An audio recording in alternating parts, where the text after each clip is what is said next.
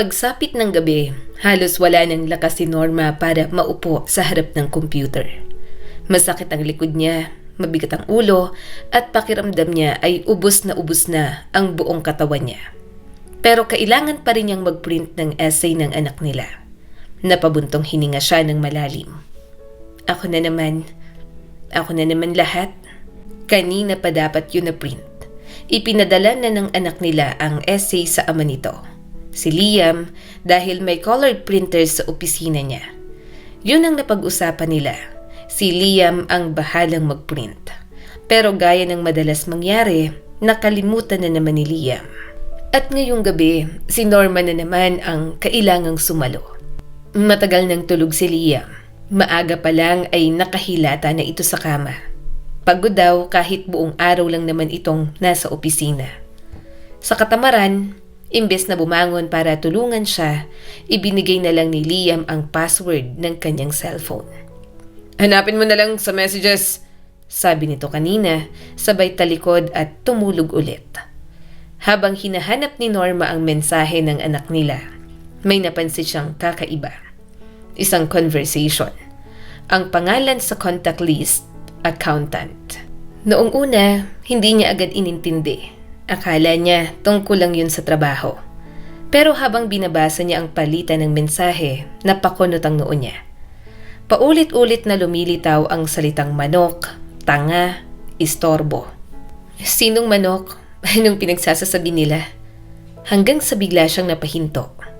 Siya pala ang tinutukoy. Parang binuhusan ng malamig na tubig ang buong katawan ni Norma. Biglang bumilis ang tibok ng puso niya. Ang unang pumasok sa isip niya, gisingin si Liam, kalad ka rin palabas ng kama at kumprontahin. Pero sa mismong sandaling yun, bumukas ang pinto. "Nay, na-print na po ba yung essay ko?" Nakatayo roon ang anak nila. Antok na antok, nakapambahay at hawak ang notebook. Napapikit si Norma. Hindi ngayon, hindi sa harap ng mga bata. Pinilit niyang ngumiti kahit nanginginig ang labi niya. "Hindi pa anak, matulog ka muna, ipiprint ko yan ha?" Tumango ang bata at bumalik na sa kwarto. Nang maisara ang pinto, saka muling tumulo ang luha ni Norma. Pagod na siya sa katawan, sa isip, sa buhay. Wala na siyang lakas para makipagtalo ngayong gabi. Kaya imbis na gisingin ang asawa, bumalik siya sa pagbabasa ng mga mensahe. At doon siya tuluyang nadurog. Ang accountant pala ay kabit ni Liam. Hindi lang simpleng usapan, hindi lang lambingan, pinag-uusapan nila ang kalusugan ni Norma. Ang kanyang sakit, ang kanyang cancer. Literal nilang hinihintay kung kailan siya mawawala. Pinaplano na nila ang buhay nila pag wala na siya. Nanlalabo ang paningin ni Norma habang binabasa ang bawat linya. Nanginginig ang kamay niya. Tumutulo ang luha sa screen ng cellphone. Oo, may sakit siya. Oo, mabigat ang diagnosis. Alam niyang kahit ano pa ang mangyari, magpapatuloy ang mundo, lalo na para kay Liam. Pero ang hindi niya maintindihan, ang hindi niya matanggap, ay ang mga plano nila para sa mga anak nila. Habang malinaw na malinaw sa mga mensahe, ang mga batang minsan niyang inalagaan, minahal at ipinaglaban, ay parang wala na ring halaga. Sa gabing yon, habang tahimik ang buong bahay, habang mahimbing ang tulog ng kanyang asawa at mga anak, si Norma ay mag-isang nakaupo sa harap ng computer. Bit-bit ang isang lihim na tuluyang gumiba sa natitirang lakas ng kanyang puso. Habang patuloy na binabasa ni Norma ang mga mensahe, mas lalo niyang nakilala ang babaeng nakatago sa pangalang accountant. Ang kabit ng kanyang asawa ay isang babaeng ayaw sa anak. Child-free, walang balak magkaanak, at lalong walang intensyong alagaan ang mga anak ni Liam. Gusto niyang mabuhay para sa sarili niya lang. Walang responsibilidad, walang ingay ng bata, walang sakripisyo. At ang mas masakit pa, sang-ayon si Liam. "Tama ka," nabasa ni Norma sa mensahe ng asawa. "Napakaraming problema kapag may mga bata. Ang asawa ko ang may gusto niyan. Ipinilit lang niya sa akin. Magtiis ka lang, mahal. Hindi na magtatagal ang lukaret na yan. Sa diagnosis na yan, wala na siyang pag-asa. Pag nawala na siya, ipapasok ko ang mga bata sa boarding school. Parang may humigpit sa dibdib ni Norma. Hindi niya alam kung ano ang itsura ng babaeng yon. Walang litrato, walang bakas, pero sa isip niya, malinaw ang larawan. Isang batang babae, maayos ang ayos, sariwa at maganda. Hindi tulad niya, pagod sa trabaho, lunod sa gawaing bahay, at unti-unting inuubos ng malubhang sakit. Naalala ni Norma ang araw na nalaman niya ang diagnosis. Siya mismo ang nagmungkahing humanap si Liam ng iba. Kung kailangan mong magmahal ng iba, humanap ka, mahina niyang sabi noon. Pero mahigpit siyang niyakap ni Liam. Hindi kita iiwan, pangako nito. Sabay nating haharapin to, kahit ano pang mangyari. Noong mga panahong yon, humanga si Norma sa asawa. Narespeto niya, minahal niya lalo. Ngunit ngayon, malinaw na malinaw. Lahat pala ay kasinungalingan. Hindi halos nakatulog si Norma ng magdamag. Paulit-ulit sa isip niya ang tanong, anong gagawin ko? Paanong mga anak ko? Sa huli, nagpasya siya. Hindi siya makikipag-away. Hindi muna. Tahimik siyang nagbago. Mas naging maingat, mas naging mapagmasid. Ngunit hindi yun napansin ni Liam. Inakala nitong tinanggap na ni Norma ang nalalapit niyang katapusan. Hindi niya alam na kabaliktaran ang nangyayari. Dahil si Norma, sa kabila ng lahat ay nagpasya na lumaban. Kahit anong mangyari, kailangan niyang mabuhay para sa mga anak niya. Para magawa iyon, kailangan niyang sumailalim sa isa pang pagsusuri at operasyon sa isang mahal na klinika. May pag-asa, ngunit may kapalit na malaking halaga. Wala siyang pera. Ang buong sweldo niya ay napupunta sa mga bata at sa pang-araw-araw na gastusin. At mula sa mga nabasa niyang mensahe, malinaw na malinaw, niloko siya ni Liam. Ang malaking sweldo ng asawa niya ay ginagasto sa kabit. Minsan, naisip ni Norma na sumuko na lang, mag-isa at tahimik. Pero dumating ang tulong mula sa hindi niya inaasahan. Ang mga magulang niya. Sa wakas, nakahanap ng buyer ang maliit nilang summer house, ang tanging ari-arian na naiwan sa probinsya. Nang marinig yon ni Norma, napaiyak siya. Hindi sa lungkot, kundi sa pag-asa. Dahil sa unang pagkakataon matapos ang mahabang panahon, may tsansa siyang mabuhay. Dinala si Norma ng kanyang mga magulang sa pinakamagandang klinika. Isang lugar na tahimik, malinis at puno ng pag-asa. Doon pa lamang matapos ang sunod-sunod na pagsusuri, may sinabi ang doktor na halos ikahinto ng kanyang paghinga. Wala siyang cancer. Akala niya ay nagkamali lang siya ng dinig. Dok, pakiulit po? Nanginginig na sabi niya. Maaari po bang i-double check? Sigurado po ba kayo? Hindi lang minsan, hindi lang dalawa. Paulit-ulit. At sa bawat kumpirmasyon, mas lalo siyang nanginginig. Hanggang sa tuluyan na siyang umiyak. Hindi niya inakalang iiyak siya sa sobrang saya. May kailangan pa ring maliit na operasyon, planado at hindi delikado. Ngunit yon ay napakalayo sa hatol na kamatayan na matagal niyang kinatatakutan. Isang himala. Parang mismong Diyos ang dumating sa kanyang mga dasal. Humagulgol si Norma sa tuwa. Dahil ngayon, alam niyang walang sino man ang makakapaglayo sa kanyang mga anak. Walang boarding school, walang sapilitang paghihiwalay. Ngunit sa kabila ng magandang balita, may isang desisyon siyang ginawa. Turuan muna niya ng leksyon ang walang hiya niyang asawa. Bagong operasyon, kinausap niya si Liam. Mahina ang boses niya, kunwari pagod na pagod. Kumpirmado na, sabi niya rito. Hindi na raw ako magtatagal, ilang araw na lang. Nagpanggap siyang matatag pero may lungkot sa mga mata. At ayokong makita ko ng pamilya kong nahihirapan. Kaya mag-hospice na lang ako, sabi niya kay Liam. Sandaling natigilan ang kanyang asawa. Wala na bang pag-asa? Tanong nito at may bahid ng lungkot. Ngunit mas nangingibabaw ang tinatagong tuwa. Tumango si Norma, kunwari tanggap ng kapalaran. Eto ng wakas, sabi niya. At bago pa man makapagsalita si Liam, mariin niyang idinagdag. Huwag kang pupunta. Ayokong bumisita ka sa akin. Tahimik na tumango si Liam. At sa gabing yon, umalis si Norma.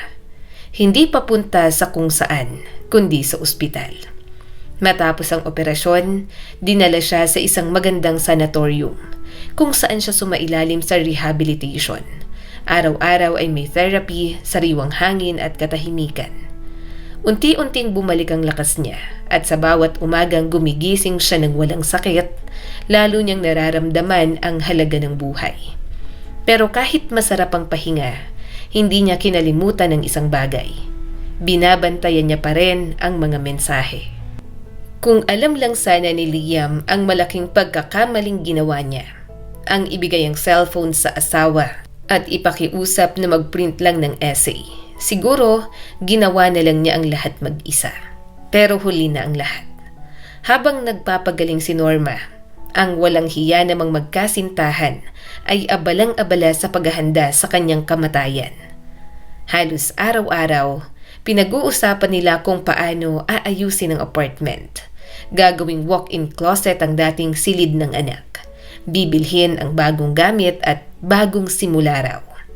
Mas masahol pa, nakahanap na ng boarding school ang kabit para sa mga bata. At labis ang pasasalamat ni Liam dito. Anong gagawin ko kung wala ka, mahal? Sulat ni Liam. Napangiti si Norma, isang malamig at mapait na ngiti. Talaga? Bulong niya sa sarili. Ano nga bang gagawin mo? Mga aralin ng mga bata, siguro pag-alaga, responsibilidad. Habang binabasa niya ang bawat mensahe, tahimik siyang nagmamasid. At ang katahimikang yon, unti-unting nabubuo ang hustisya.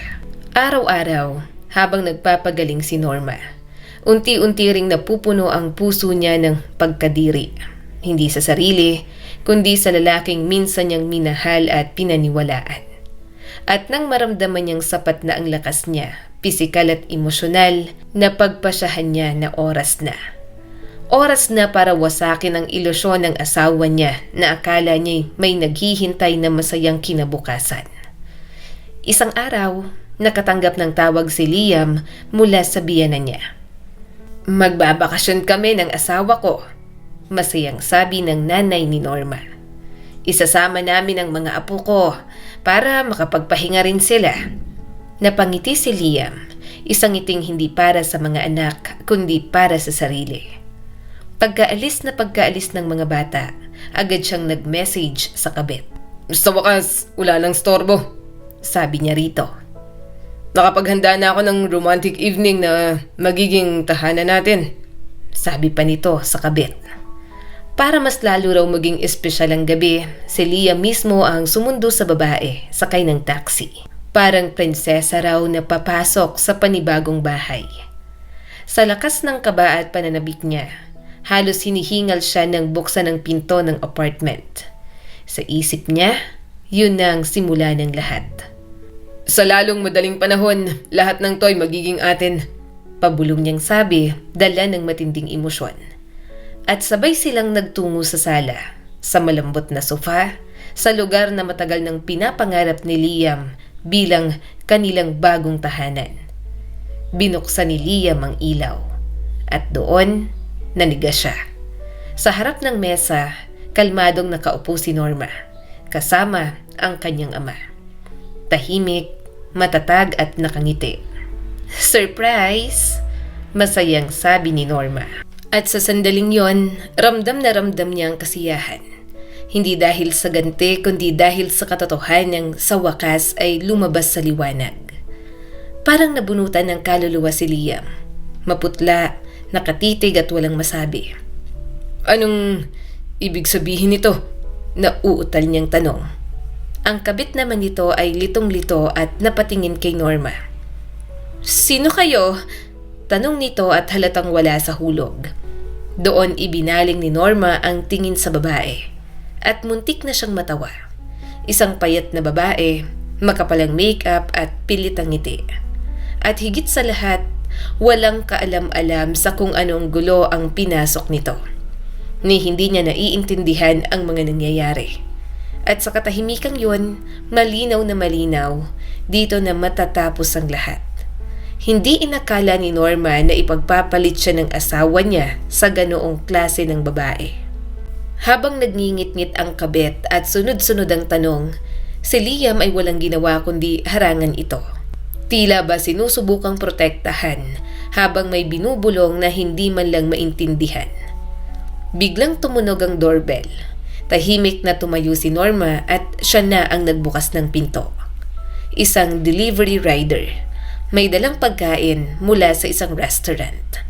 Kinuha ni Norma ang mga paper bag at dinala sa sala. Sumilip siya sa loob, saka bahagyang umiti. "Wow!" sabi niya pa. "Para lang pala sa dalawang pagkain." Sabay baling sa kabit ng asawa niya. "Okay lang yan. Hatiin na lang natin para sa lahat. Pakikuha nga ng mga plato." Namutla ang babae. "Hindi ko po alam kung nasaan." Sagot nito at halatang naguguluhan. "Talaga?" Balamig na sagot ni Norma. "Akala ko ba sisimulan mo na ang pag-aayos dito?" Sabay sulyap niya kay Liam. Isang tingin na puno ng tanong at panunumbat. At doon lang naliwanagan ng babae. Biglang nagmura, nagsisigaw, at walang lingon-lingong tumakbo palabas ng apartment.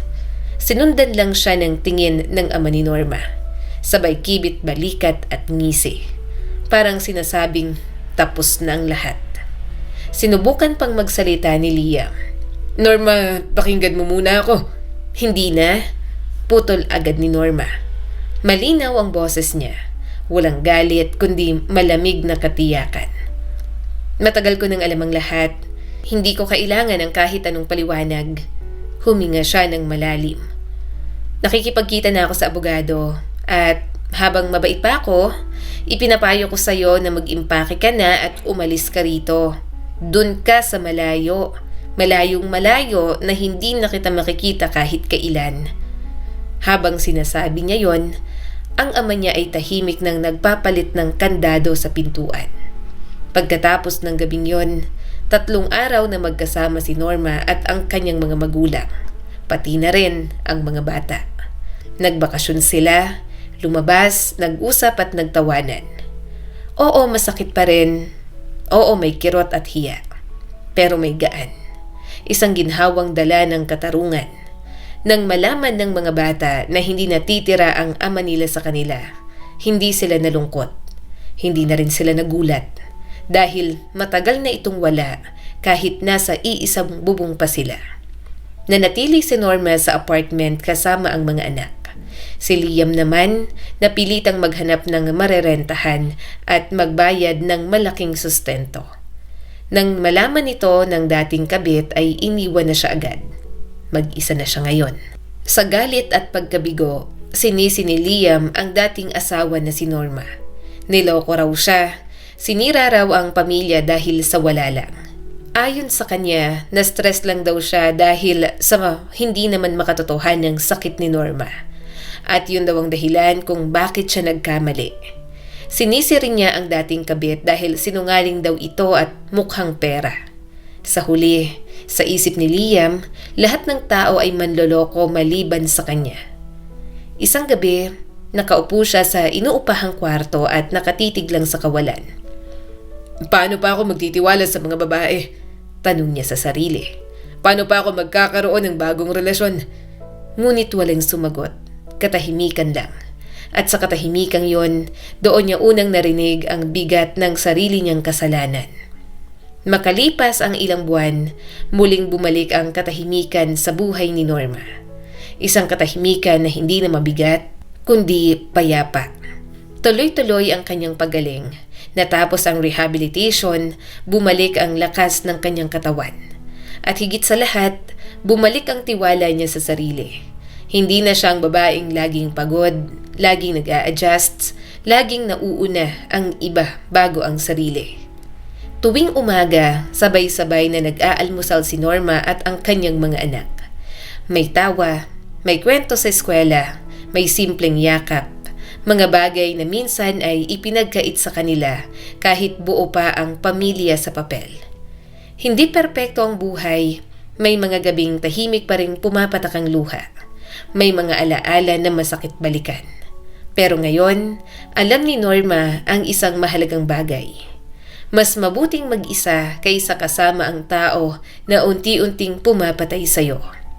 Si Liam sa kabilang banda, nanatiling mag-isa. Lumipas ang mga araw na puno ng pagsisisi. Sa iba, sa mundo, sa kapalaran. Ngunit hindi kailanman sa sarili. At dahil doon, hindi rin siya kailanman tunay na umusad. Samantalang si Norma, kahit may sugat ang nakaraan, ay patuloy na nabubuhay. Hindi para maghigante, hindi para magpatunay, kundi para magmahal ng sarili at ng mga anak. At minsan ay sapat na yon. Mula noon, si Norma ang gumigising ng maaga para maghanda ng almusal. Siyang uma-attend ng PTA meeting. Siyang nakikinig sa kwento ng mga anak, mga simpleng problema sa eskwela, mga munting tagumpay at mga pangarap na unti-unting humuhubog sa kanilang kinabukasan. At sa bawat yakap, sa bawat halakhak sa hapagkainan, mas lalo niyang nararamdaman. Tama ang pinili niya. Hindi naging madali ang lahat. May mga panahong kapos sa pera. May gabing tahimik ang bahay at bumabalik ang alaala. Pero sa tuwing titingin siya sa mga anak, sapat na yon para magpatuloy. Makalipas ang 2 taon, dumating ang balitang matagal nang hindi iniintay ni Norma, ngunit alam niyang darating din. Namatay si Liam. Walang dramatikong eksena, walang huling tawag, walang paghingi ng tawad. Isang simpleng tawag lang mula sa isang dating kakilala. Mahina ang boses, maikli ang paliwanag.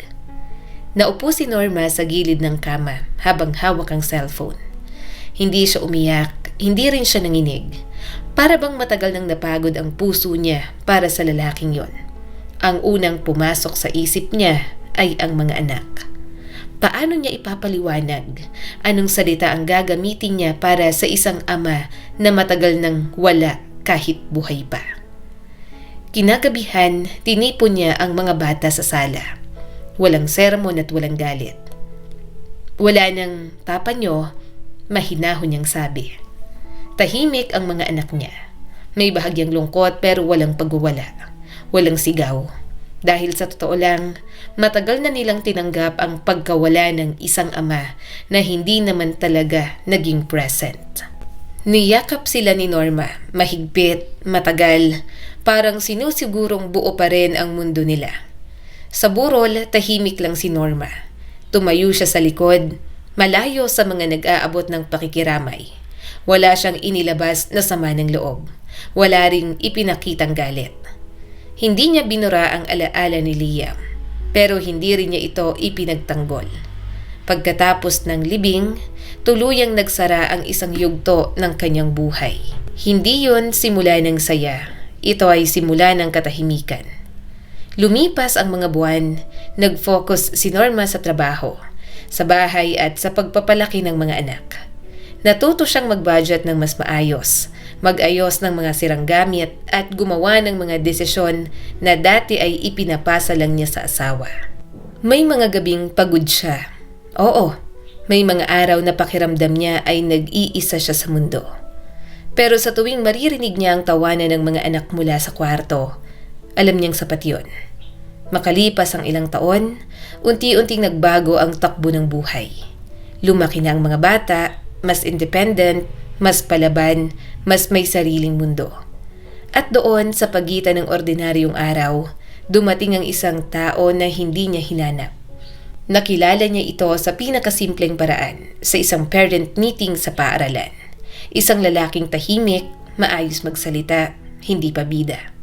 Hindi siya ang tipo na unang mapapansin, pero may kakaibang kapanatagan sa presensya niya. Nagkataon na pareho silang naghihintay matapos ang meeting.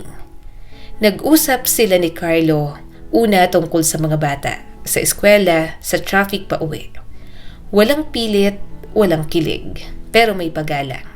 Sa mga sumunod na linggo, nagkakasabay sila paminsan-minsan sa gate ng paaralan, sa kantin, sa isang maliit na karinderya malapit sa sakayan. Hindi siya nagtanong ng nakaraan, hindi siya nagbigay ng pangako. Basta nandyan lang at doon unti-unting natutunan ni Norma ang isang bagay, na ang pag-ibig pala ay hindi laging apoy. Minsan ito ay ilaw, tahimik pero malinaw. Isang hapon, inimbitahan siya ni Carlos sa cafe. Walang engranding plano at walang romantikong salita. Nag-alangan si Norma. Hindi dahil ayaw, kundi dahil takot pa rin. Pero bago siya sumagot, naisip niya, hindi na siyang babaeng nasaktan sa kasinungalingan. Siya na ngayon ang babaeng may hangganan. Tinanggap niya ang imbitasyon. Sa unang pagkikita nila, wala silang pinag-usapang pag-ibig. Walang tanong tungkol sa dating asawa at walang pilitang pag-usad. At doon niya unang naramdaman, hindi siya hinahabol, hindi siya tinutulak. Tinatrato lang siyang tao. Isang babae, isang ina, isang buo. Unti-unti, napalapit ang loob nila sa isa't isa. Hindi agad naging relasyon, dumaan muna sa pagkakaibigan, sa tiwala at sa katahimikan. At sa tamang panahon, nang handa na ang puso ni Norma, nang buo na siyang muli, pumasok siya sa isang bagong pag-ibig. Hindi para punan ng kakulangan, kundi para ibahagi ang buo na niyang sarili. At sa wakas, natutunan ni Norma na ang pag-ibig na totoo ay hindi nag-iiwan ng sugat. Hindi ito nagmamadali at hindi ito kailangang ipaglaban. Ito ay dumarating kapag handa ka ng tanggapin ang kapayapaan. Ang kwentong ito ay nagpapaalala sa atin na ang tunay na sakit ay hindi laging nasa katawan. Minsan ay nasa taong pinagkakatiwalaan mo ng buhay mo. Ang sakit at kahinaan ay hindi lisensya para tapakan ang dangal ng kapwa, lalo na ng sariling pamilya.